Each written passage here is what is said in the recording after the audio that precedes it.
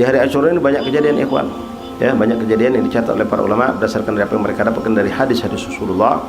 Rasul menyampaikan bahwasanya kejadian besar yang dialami oleh para nabi dan rasul di hari Asyura, mulai dari kejadian yang dialami oleh Nabi Allah Adam alaihissalam dengan Siti Hawa, perjumpaan mereka di padang Arafah terjadi di hari Asyura.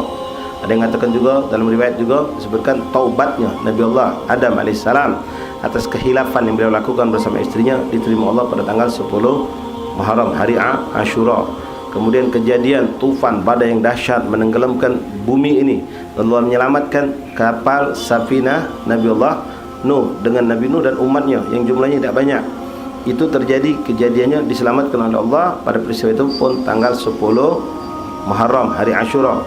Kemudian diselamatkannya Nabi Allah Musa dari kejaran Fir'aun lewat Lautan Merah, ditenggelamkan oleh Allah itu pasukan Fir'aun. Nabi Allah Musa selamat. Itu pun terjadi pada tanggal 10 Asyura, 10 Muharram, hari Asyura. Ada juga dalam riwayat mengatakan tentang Nabi Allah Ibrahim alaihissalam dibakar oleh Raja Namrud. Beliau diselamatkan Allah. Itu pun terjadi pada tanggal 10 Muharram, hari Asyura, dan banyak lagi. Nah, ikhwan rahimakumullah, hari Asyura ini mulai pula dikenal dan menjadi perhatian dalam syariat Islam setelah hijrah Rasulullah. Setelah hijrah Rasulullah SAW.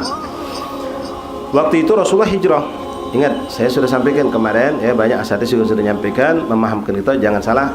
Hijrah Rasulullah tidak terjadi di bulan Muharram, tapi terjadi di bulan Rabiul Awal. Terjadi di bulan Rabiul Awal. Rabiul Awal duduk Rasulullah di Madinah. Rabiul Awal, Rabiul Tsani, Jum'ah Tsani, sampailah ketemu bulan Ramadan, ketemu bulan Syawal, ketemu bulan Zulqa'dah, Zulhijjah, lalu masuk Muharram. Nah, ketika bulan Muharram tahun pertama Rasulullah SAW berada di kota Madinah, sampailah hari itu tanggal 9. Tanggal 9. Nabi lihat ada suatu pemandangan yang agak beda terjadi di kota Madinah, yang terjadi di kalangan orang-orang Yahudi. Kan orang Yahudi hidup di Madinah juga bersama Rasulullah. Rasul perhatikan mereka sibuk. Sibuk apa? Sibuk mempersiapkan rumah. Mereka mempersiapkan bekal untuk mereka puasa. Makanan segala macam mereka siapkan. Maka Rasulullah bertanya, "Ngapa kamu ini?" kata Rasulullah. "Oh, kami nak puasa besok tanggal 10. Tanggal 10 Muharram, besok kami nak puasa," katanya. Kata orang Yahudi tadi itu. "Ngapa kamu puasa?" kata Rasulullah, "tanggal 10 Muharram." Maka mereka jawab, "Sebagai tanda syukur kami atas Allah dulu menyelamatkan Nabi Musa dari kejaran Fir'aun." Nah, dengar ini Rasulullah bukan tidak tahu. Maka Nabi pengen nunjukkan kepada orang Yahudi itu, ya, yang lebih dekat, lebih cinta, lebih menjunjung Nabi Musa itu adalah kami, bukan kamu. Apa? Kamu mengkhianati Nabi Musa. Taurat kamu rubah, Injil, Zabur kamu rusak. Maka Nabi mengatakan, "Nahnu aula bi akhi Musa minkum." Kami lebih utama untuk mensyukuri itu kejadian dibandingkan kamu, wahai Yahudi. Sallallahu alaihi Nabi. Maka Rasulullah SAW pun menyuruh sahabat untuk mengumumkan kepada semua umat Islam yang ada di Madinah, yang mampu puasa besok puasa, yang mampu puasa besok puasa. Maka puasalah umat Islam dari tahun pertama Hijriah itu terjadinya. Lalu Nabi berkata, kan kejadian tadi tahunya pas tanggal 9.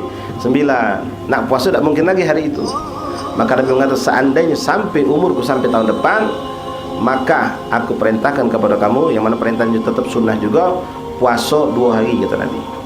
Yaumul Asyura tanggal 10, wa yaumut Tasu'ah sehari sebelum tanggal 9. Kenapa? Agar berbeda dengan Yahudi.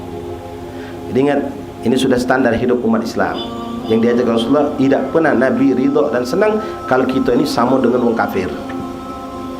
Jadi sampai Nabi mengatakan agar berbeda dengan orang Yahudi. Yahudi cuma tanggal 10, maka kita tanggal 9 pun puasa, kata Rasulullah. Walaupun memang yang lebih ditekankan tanggal 10 Muharram tersebut, hari Asyura. Namun puasalah ikhwan, tanggal 9 juga hari Tasu'ah. Jadi kalau Asyura itu insyaallah tahun ini jatuh hari Sabtu, maka Tasu'ah jatuh hari Jumat.